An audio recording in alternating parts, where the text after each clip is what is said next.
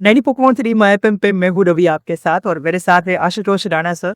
Sir को हमने जब छोटे से बच्चे थे तब से देखा हुआ है और आज दशानन के रूप में मंच पर देखने का सौभाग्य प्राप्त हुआ है।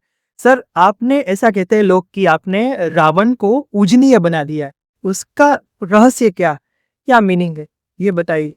देखिए, ये जो हमारे राम आप देख रहे हैं और रावण के प्रति आपका अनुराग इस सिर्फ इसलिए हो रहा है क्योंकि ये रावण की राममय होने की याद। तो जो भी व्यक्ति राममय होता है उसके प्रति लोगों का अनुराग सहज ही उत्पन्न हो जाए।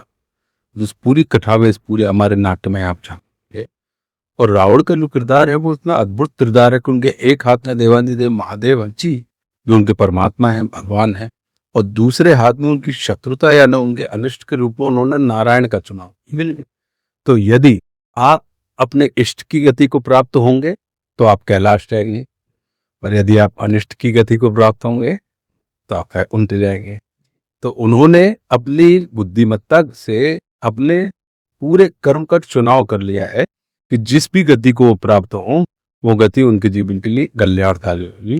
चाहे वैकुंठ के कैलाश देवादिदेव महादेव का सानिध्य प्राप्त हो, और चाहे मतलब कैलाश के कैलाशपति का सानिध्य प्राप्त हो, चाहे वैकुंठवासी नारायण का सानिध्य। तो इस वजह से ये जो आप देखते हैं अधिक प्रशंसा है। दूसरा, इसलिए चूंकि हमने रावण के उन अनछुए पक्षों को देखा ही नहीं है।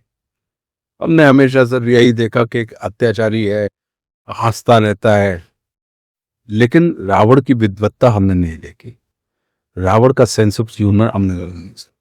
रावण का जो जितने किस्म की उसकी उनकी जो भक्ति थी, भक्ति के प्रति जो निष्ठा थी और निष्ठा के अंदर जो भोलापन था वो हमने नहीं देखा।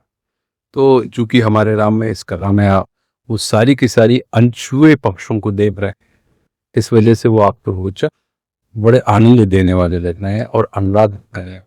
सर, एक यूट्यूब में वीडियो देखा मैंने जिसमें ऐसा बताया गया था कि आपने शिव तांडव, जो कि संस्कृत में था, उसका हिंदी अनुवाद करके लोगों को समझ में आए ऐसी भाषा में कन्वर्ट करके आपने बनाया। तो ये जो प्रोसेस थी सर, वो कैसी? वो देखिए, जो जटा कवि गलत भला प्रवाह भावित स्थल है, जो बहुत अच्छी अद्भुत एक स्थिति है जो रावण ने लिखी, लेकिन भाषा की कठिनाई के कारण वो हमारे कान का विषय तो बन रही थी लेकिन हमारे कंठ का विषय नहीं बन पा रहा। तो हमारे मन में यही था कि इसका हिंदी रूपांतरण यदि हो जाए, भावानुवाद हो जाए उसी क्षण, उसी बहर में, तो फिर ये लाखों करोड़ों कंठों का ये स्थिति जो है देवादिदेव महादेव का की स्तुति आभूषण बन जाएगी। तो बस उसी दिशा में ये प्रयास किया था। ये भाषा की कठिनाई, भाषा की तो सरसता है, अगर उस सरसता को हम लेकर आगे तो फिर वो जीवन में आनंद आता है, उसके पीछे बस वही प्रेरणा। सर, लास्ट एक गुजारिश है, आपने एक कविता लिखी थी, नीचे लिख दूं नाम तुम्हारा जी, एक सुननी थी, 4 लाइन आपकी आवाज में। वो रेणुका जी को सुनाई थी जी, लिखकर नीचे लिख दूं नाम तुम्हारा, कुछ जगह बीच में छोड़ नीचे लिख दूं सुना। वाह।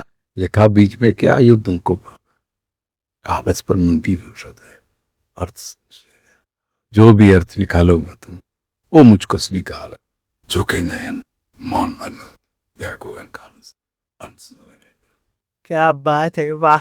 सर, अब राजकोट में आप आए तो राजकोट वासियों के लिए एक लास्ट मैसेज जो आप कहना चाहोगे? देखिए, जब भी कभी राजकोट आता हूँ हमारे राम के लिए, आप विश्वास कीजिए इतना आनंद आता है क्योंकि यहाँ के जितने भी दर्शक, ये इनके अंदर साहित्य, कला, नाट्य और राम के प्रति प्रेम सहज ही जाता है। तो जितनी आत्मीयता और जितनी विनम्रता और जितनी एकाग्रता के साथ यहाँ पर ये लोग देते हैं, तो आप विश्वास कीजिए वो कहीं ना कहीं दर्शक की एकाग्रता आपको दर्शक से मिलने वाली आत्मीयता आपके अंदर आत्मीयता न समझा, दर्शक से मिलने वाला ध्यान आपके अंदर ध्यान की अवस्था। तो बहुत बहुत धन्यवाद देना चाहेंगे हम सभी लोगों। Thank you so much.